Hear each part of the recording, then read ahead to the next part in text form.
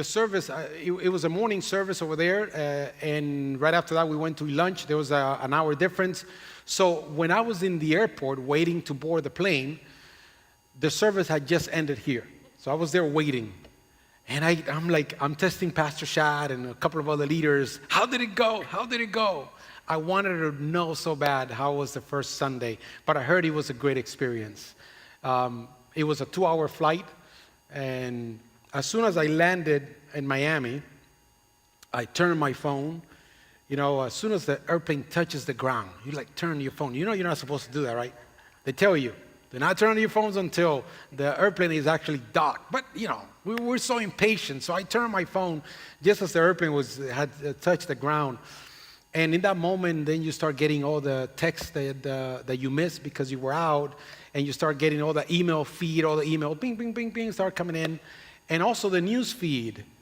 And I opened the news, and this was the news that I found: over 20 people dead in a church shooting. What a terrible tragic that was, wasn't it? I mean, there's just no words to describe why things like that happen. And and I'm sure that, you know, we were all shocked by, it was the worst church shooting in the history of this nation, the worst. And this reminded me of the bottom line of this current series that we're teaching on. Today's the last message on our hope. And this is what we've been talking about. This has been the underlying truth behind every single message that we have shared with you in regards to this series called Our Hope. And that is that as the world becomes darker and darker, which, do you agree with me? It is, right? As the world becomes darker and darker, our hope needs to shine brighter and brighter.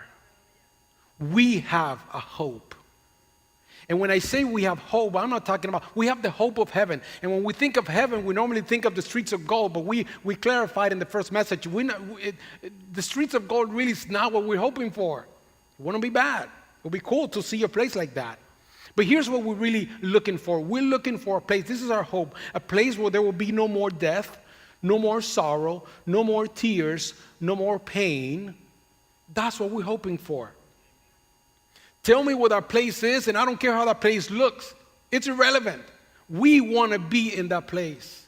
So if it's a place like that has streets of gold, that's like icing on the cake. You know? But I want to be in a place where there will be no death, no more sorrow, no more tears, no more pain. Revelations chapter 21, verse 4 says that He, talking about Jesus Himself, He will wipe every tear from their eyes. There will be no more death, or mourning, or crying or pain, for the old things, the old order of things have passed away. That's what we're hoping for. That's what we're hoping for. Listen, as we have learned in the past few weeks, our hope is not here in this world. It's not in this world. The idea, the illusion, because it really will become an illusion, the illusion that this world's going to get better, that's nonsense. It's an illusion. We all are very aware of the fact. I mean, it's just everybody is noticing. You know, the people that read scriptures you knew from way before, but there's a lot of people that they don't even read the Bible, and they're saying, "Oh man, this is not going good." Here's the truth: this world will not have a happy ever after ending. It won't. It's not a pessimist view, it's a biblical view of this world. This world will not have a happy ever after ending. This is why our hope is not in this world. Our hope is in a place that God, Jesus Himself, went to prepare for us. I know it sounds crazy. That is our hope. And here's what's happening. You know, as shocking as this news like this it is to us, right? Because it's shocking. You hear one, I don't know if you notice, but we don't finish talking about one tragedy before another one comes, and then another one comes, and then another. I mean, it is just, and in the past 3 months, things are like, people are questioning, people are beginning to question what is happening in the world today. That's the reality. And although we are shocked to hear news like what we heard last Sunday, we shouldn't be alarmed. Jesus says, when you hear about these things, you shouldn't be alarmed. In other words, Jesus gave us heads up. The Bible tells us that these things will happen. In fact, he told his disciples, look, the end times, you're going to notice when the end times are coming. Just like you notice when the leaves are changing and there's a season, change, you notice. The same thing, and I think the leaves are falling, don't you think? Things are beginning to change. We shouldn't be alarmed, but what we should do is we need to be ready. We need to be ready. We need to ready ourselves. Jesus said those who stand firm, those are the ones that will end up, those who stand firm will be saved. Those who stand firm. We are called to stand firm. We're called to ready ourselves. And there's another reason that we've been talking why, the reason we need to ready ourselves, that is because as the days become more and more difficult, more and more people are beginning to look for what we have. More and more people are beginning to look for hope. You notice when when the tougher the situation gets, right? The more difficult times become, the more important things kind of rise to the surface, right? And I think this is what's happening today in the world. The things that do not matter much are staying behind, and people are beginning to focus on what really matters. People are beginning to question. People are beginning to look towards God. People are beginning to look for hope. And you and I need to be ready. You and I need to be strong and stronger than ever. Pastor Shad did a great job last Sunday with the message. And he was saying, because we need to be stronger, he was saying one of the ways that we could become, we need to strengthen our faith is by spending time, finding a time and a place to be alone with God. I don't know if you're already practicing that, but listen, you need to do this. You need to take out some time to be alone in the presence of God. If you don't know how to do that, ask questions. In that card that says, a spiritual advice, check it out. We'll sit down with you and we'll give you some ideas of how we do it. But here's the point. You need to take a time to be in the presence of God. We have as an example Jesus himself. He will take time by himself and will go to the Father. That time alone with God is what gives you strength. It's what gives you strength. But this morning, I want to point something out to you as the truth that we need to be strong. We need to build our faith. But here's what I want to talk to you this morning. We also need to be on our guard, or we need to be alert. We need to be on our guard and we need to be alert. Because we all know a strength alone doesn't win a battle, does it? A strength alone? Does a strength alone win the battle? No. Strength alone doesn't. Listen, you need to be strong, it's true, in our faith, and we also need to be in our guard. We need to be alert. Because the strength of an army won't matter much if that army gets caught off guard, right? It could be the strongest army. You can have the best weapons ever. But if you get caught off guard, it's going to be tough for you to win that battle. So strength alone is not enough. You also need to be on your guard. This is also true. I mean, those of you in sports, how many of you are in sports here? Everybody but me? Okay. So, I don't know much about sports, but I know this, okay? That you could have the best offensive lineup. That's how you call it, right? It sounds like if I know about football. You could have the best offensive lineup. But if your defense is not strong enough, you're not going to win a game. They're going to run over you. They're going to outscore you. You're not going to win that one. The same thing happens in soccer. You can have the best offensive player, but if your defense is not strong, you're dead meat. This is also true when it comes to our spiritual life. We need to be strong, but we also need to be on our guard, and we need to protect ourselves. This is why the Apostle Peter gives us this advice, and I want to read it. This is you find it in 1 Peter chapter 5, verses 8. 1 Peter 5:8 says, Peter speaking, Be alert and of sober mind. Your enemy, the devil, prowls around like a roaring lion looking for someone to devour. What a picture, right? You get a picture in your mind when you read this. And Peter says, listen, you need to be on your guard. Your strength is important, but because we have an enemy that is constantly looking for the smallest opportunity to try to destroy you, and this is not a surprise to you, is it? You have an enemy, right? You know that, right? You know there's something that is looking for whatever opportunity he could get to destroy you, to take peace away from you, to take hope away from you, to take happiness away from you. Some of you have already experienced that. The fact that someone has come and destroyed the things that you love, the things that you care about the most. We have an enemy. I mean, we could come here and talk about the love of God, and we have the love of God, and what an amazing thing is to have God in our side.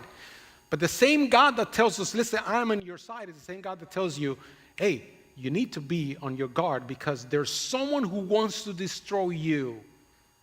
On certain occasions, Jesus told Peter, listen, the devil has asked me to shake you, but I have prayed that your faith will not grow weak. So Jesus himself tells us that there is an enemy behind us. And I think Peter will tell us this morning, believe me, guys, I know from personal experience. I think Peter will tell us something like this. I know from personal experience. The reason that I'm advising you, the reason that I'm warning you is because I know from personal experience that it doesn't matter how strong you are, if you get caught off guard, you're going to be in trouble. See, if we backtrack, perhaps about 30 to 40 years, or 30 to 50 years, from the time that Peter gave this advice, okay, if you backtrack 30 to 50 years, somewhere around that time frame, you're going to find Peter as one of the 12 disciples. These were the 12 men that responded to the challenge that Jesus gave them. Jesus came up to them and said, guys, follow me. I have a better plan for your life. Follow me. And they did. They took that challenge, they began to follow. And Jesus, they surrounded himself with these 12 disciples. And these were the 12 men that were there day and night. They lived together. They did everything together. And Peter was one of these 12. Now, when we think of the 12 apostles, which name kind of pops up as a name that, what do we call this? It stands out. Which name does stands out out of the 12 disciples? Huh? Peter? Peter, right? Which name did you say? Judas? Oh yeah, that one for the wrong reasons. But if you were to pick the strongest disciple, who do you pick? Peter? Peter was it. Peter. I wonder if there's any similarities there. But Peter stood out among the disciples. He was perhaps the loudest one, definitely the most outspoken one. He's the type of guy that, when he hears something, he had to say something. Am I describing Peter? Okay. Tempered, he was a tempered type of person. But really, he was a leader. He was a leader. Take courage, my friend. He was a leader. Peter was the one that said, listen, Peter was the one that stood out from among the disciples. And when Jesus asked the question, who do you guys think I am? Peter said, you are the Christ, the Son of the living God. And Jesus said, Peter, that you just said to me was not revealed to you by flesh or blood. That was revealed to you by my heavenly Father. That was Peter. He was a special guy. Peter was the one out of the 12 disciples that one night, when Jesus is over there in the water and they're in the boat, Peter was the one that actually took the challenge to walk. Imagine that. This is This was not a little guy, if we were to say. This is not a weak guy. This was a guy that had courage. He said, Jesus, if that is you, just tell me that to go and I'll walk on the waters, where you're at. And Jesus actually took that step out of the boat into the water. I mean, you think about that. This was a man of courage. It was a man of strength. Peter was also the guy that one time said to Jesus, Jesus, I will never forsake you. Or he said it this way, if everyone falls away, I will never fall away. I will follow you to the end.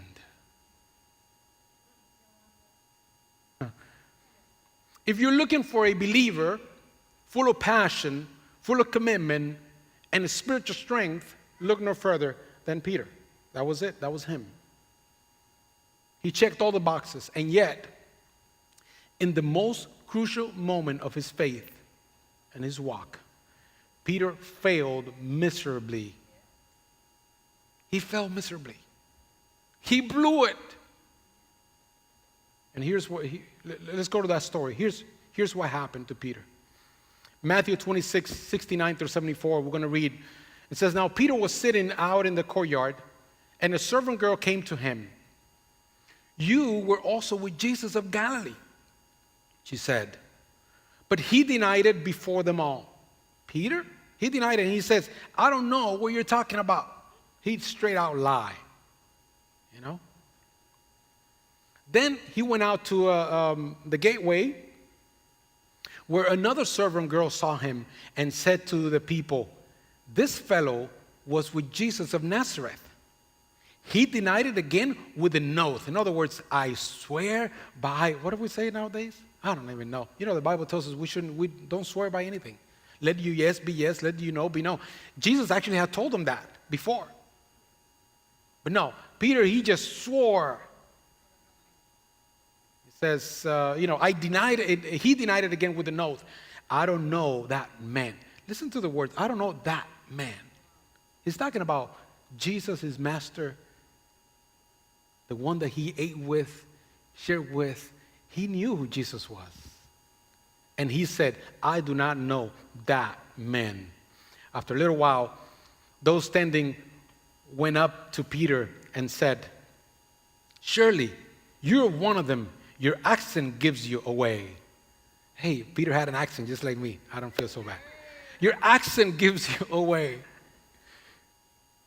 Then he began to call down curses. He went from one mistake to another one to another one. It just kept escalating. It says he began to call down curses, and he swore to them, I don't know the man. Immediately a rooster crowed, just like Jesus had predicted that he would. Now, how did this happen? How did this happen?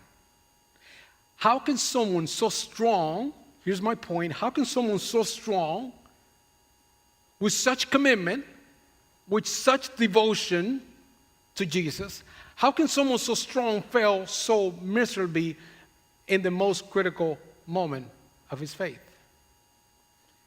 To understand, if we backtrack another maybe 2 hours from that moment, I will guess it's about 2 hours. The moment that he actually denied Christ. Backtrack another 2 hours from there. And we'll get a better picture as to why this happened to Peter. Okay? Here's what happened. Approximately about 2 hours before. It's the moment in the night when they're coming to arrest Jesus. Jesus is there with all the disciples. Peter was there, and the rest of them were there. And there's a crowd that comes, and Judas, someone mentioned Judas. Judas is coming. And this is where the famous, betrayal with a kiss comes. That's that scene. Judas comes, betrays Jesus with a kiss, and along with Judas, it's a bunch of people with stones and sticks and actually armed guards. They're coming to arrest Jesus. And Jesus tells them, am I a am I leading a rebellion? Because you guys are treating me like if I'm, he says, am I leading a rebellion? This is Jesus speaking to the crowd, that you have come out with swords and clubs to capture me? Every day I sat in the temple courts teaching, and you did not arrest me. But this has taken place that the writings of the prophet might be fulfilled. And listen to what happens right now. Then all the disciples deserted him and fled.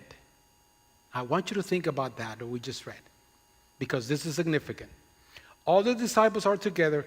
They're all together with Jesus. All of a sudden, the moment that Jesus says this, all the disciples ran, they deserted him. That means they left him alone and they fled. And I believe that when someone flees, right, you don't flee with a crowd. You're trying to save your life. So everybody went their own way. They scattered. So the word we're looking. They just scattered. Everybody went on their own. This is significant. They were together.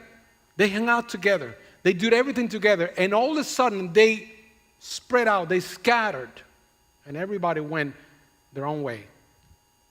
If we keep reading, it says, those who had arrested Jesus took him to Caiaphas, the high priest, where the teachers of the law and the elders had assembled. But Peter, this is what happened, Peter followed him at a distance. Everybody scattered, and Peter still shows his courage here, right? Because he could have gone someplace else. But he really had the desire to follow. And so he followed Jesus at a distance, right up to the courtyard of the high priest. He entered and sat down with the guards to see the outcome. And here's where his failure happened. Right here in the courtyard. Now, why?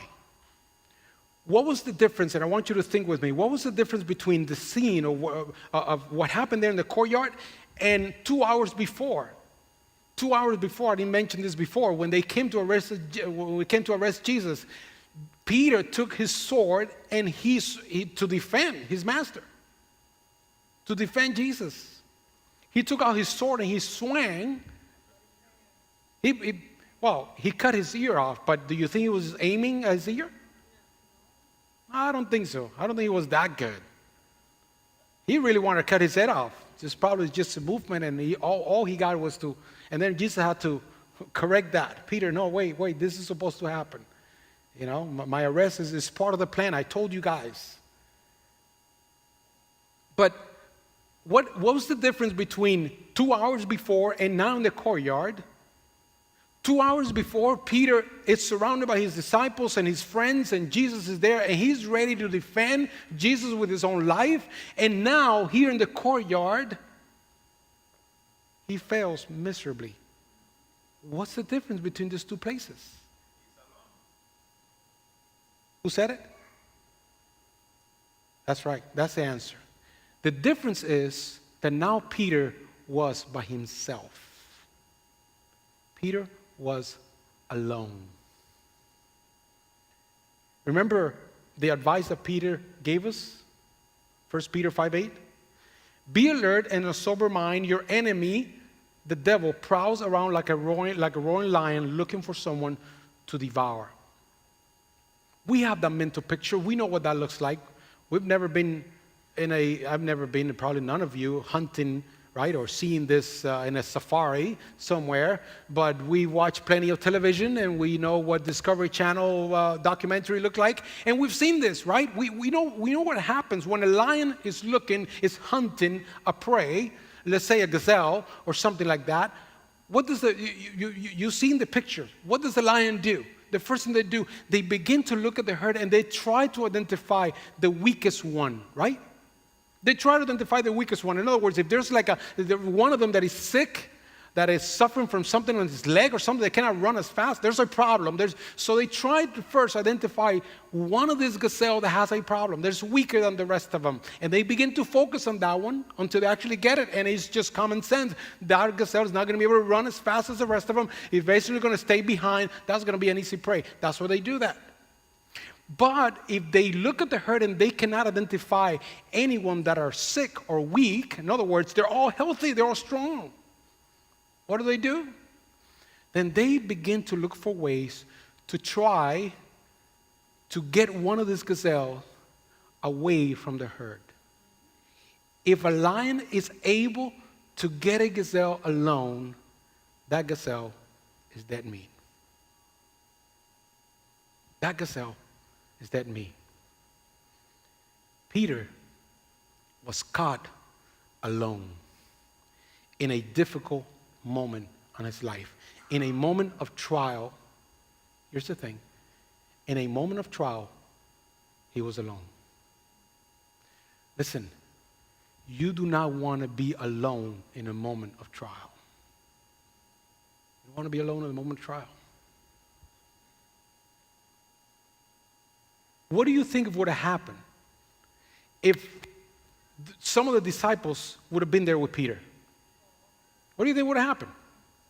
I mean, Andrew, James, Philip, Thomas, John, some of these disciples, what if they were together in the same place in the courtyard, and the woman says, hey, you're one of them.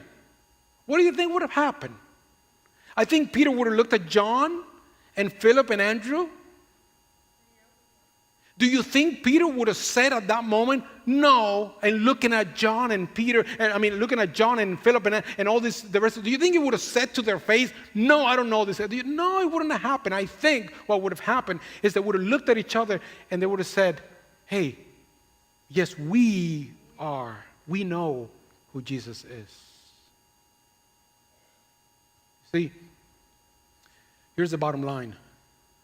You are the strongest when you surround yourself with people of the same faith. You are the strongest when you surround yourself with people of the same faith. Because when the trial comes, their faith will give you strength. Their faith will give you a strength. Look, we've been talking about this for the last 5 weeks. This is the last message on this series, Our Hope. And here's what we've been saying. This world is becoming more and more difficult, and it will continue escalating in that direction. It's not going to get easier. It's not going to get easier. Things are going to get a little tougher and tougher and tougher. But I believe the best times for the church are these times that are coming. Because as the world becomes tougher and more difficult, more and more people are going to turn to God and say, God, help us. And you and I, that we know the truth, we need to be ready. We need to be ready. We need to speak out. We talked about this a couple of weeks ago. You need to speak. You need to tell your story. You need to look for any opportunity.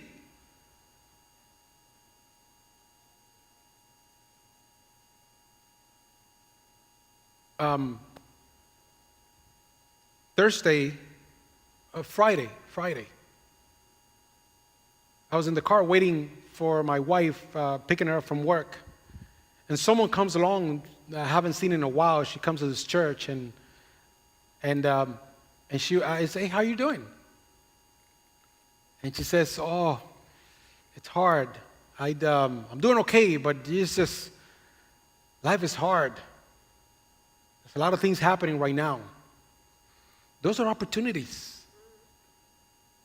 Those are opportunities because those are, people are beginning to see the reality. And I had the opportunity to talk to her and says, hey, are you around a group of people that will help you right now? And she says, no, it's just me and my husband and my family. We're all alone. We had just finished talking about this, writing this message with the pastor, and I said, you wouldn't believe it. I just came from writing about this. You should never be alone. And I began to encourage her to look for a church, to look for a place, to look for a community. Because she's facing right now a very difficult time, and she's facing it all alone. I had the opportunity to talk to someone else throughout this week. And this person was telling me, I thank God because God placed people around me. In the most difficult time of my life, there's people around me. There's a huge difference when you're just standing alone facing a difficult time, or when you're standing together with a group of people facing a difficult time. The group of people will help you, will encourage you, will lift you up. When you want to give up, when you want to just, throw on the towel, they're going to come around you and tell you, no, we're here with you. Peter, don't say those words. Don't deny, because we know we'll be here with you. We'll give you the strength that you need. How important it is. How important it is that in this difficult time that the world is facing, that you make sure that you surround yourself. Be alert in a sober mind. Be on your guard. We need to strengthen our faith by spending time alone in the presence of God. And we also need to be on our guard and protect ourselves by standing together. Standing together. Listen, don't stand alone. Do you know that the Christian faith is never intended to be walked alone? Just starting from the disciples, starting from Jesus. Jesus could have called Peter on his own. It could have called Andrew on his own and Philip on his own. And every once in a while, go drink some coffee with Peter and say, hey, Peter, what's up? And encourage them. And he could have done something a little different here with Philip. And he could have done something a little different here with John. But no, Jesus designed it because we knows how we are. We are relational people. And so he put together a group. He brought together a group. And he told his group after he left, listen, go and wait. I'm going to send you power. And he spoke a lot about the unity and being together and loving one another.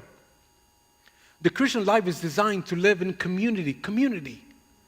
It's not to be standing alone. Listen, I applaud. If you believe, great. That's awesome that you believe, that you trust that there's a God in heaven and that Jesus came to, gave his life for you. That is so awesome. That is so good.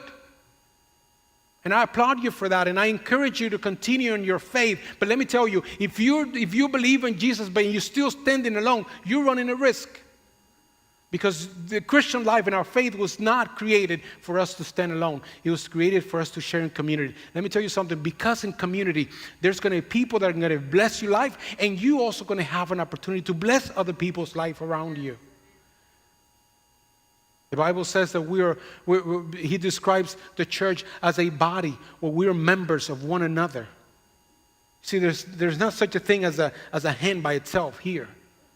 That's a pretty gruesome sight, right? Or a finger all by itself. No. We're all part. We share the same blood, the same grace, the same love. And we help one another. We encourage one another. Let us consider.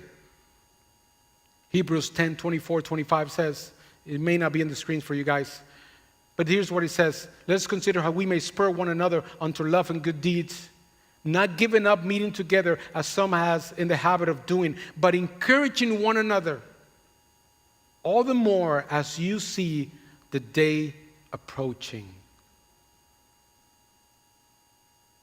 We need to get together, guys, and we want to end this series encouraging you to join a group. We'll be straight out.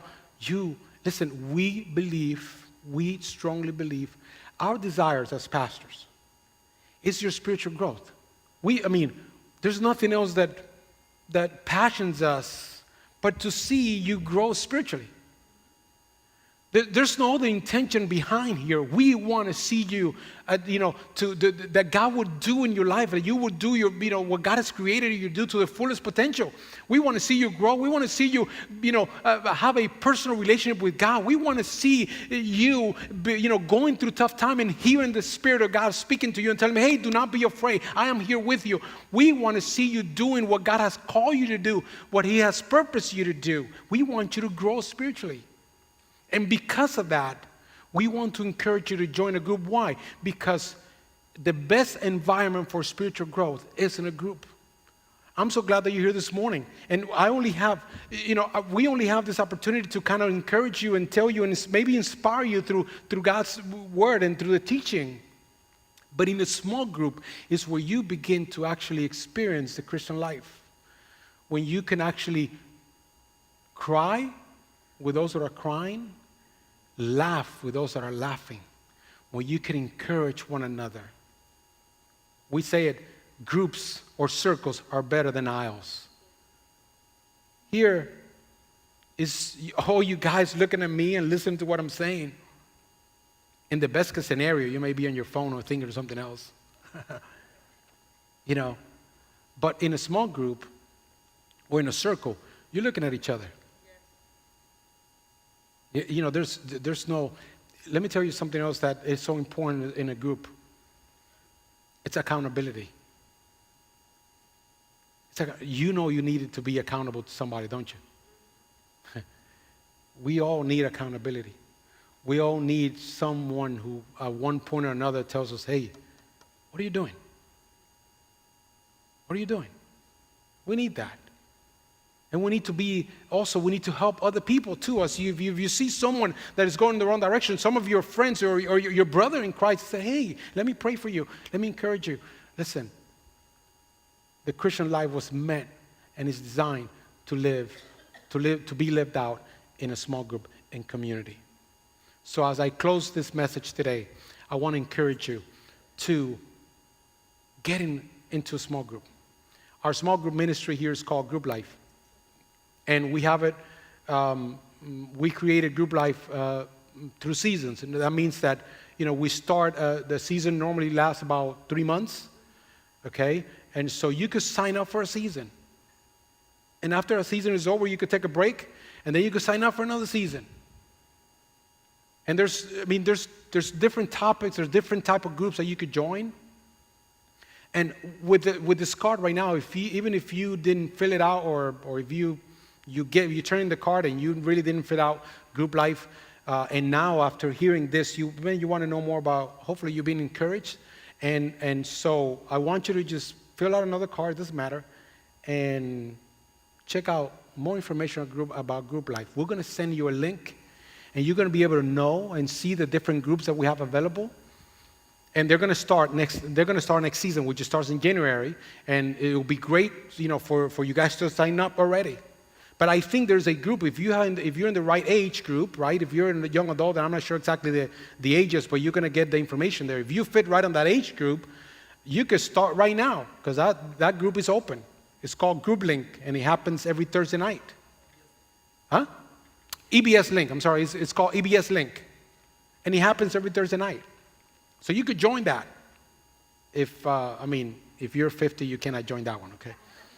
I'm just giving you a heads up. But if you have the right target age, the link is going to show you whether you could join there or not. But if you fit within that group, it's designed for young adults, you can start right now. My point is, don't miss the opportunity. And if you don't want to, maybe EBS Link is not the group for you. Maybe you want to study the Bible or the book of James, or you want to study the Bible together. Okay, great. You're going to find that one in the link that we send you. Maybe you want to do Starting Point. Great. A Starting Point is a great teaching. Maybe you could do Boundaries. It's another great small group that we have. We have a different types of group that I'm sure that one of them will fit your needs according to your season in life right now. But my point is, be on your guard. Stand strong. Do not get caught off guard like what happened to Peter. This is why he said it. Be on your guard, because we have an enemy that is looking for any opportunity. And if you know that already, then your best chances is to stand together with somebody else. Don't do it alone. You were not meant to do it alone. We were created to do it together. God bless you guys. I'm going to have Pastor Shad close the service today. Oh, I'm sorry. I'm going to ask, God bless you so much.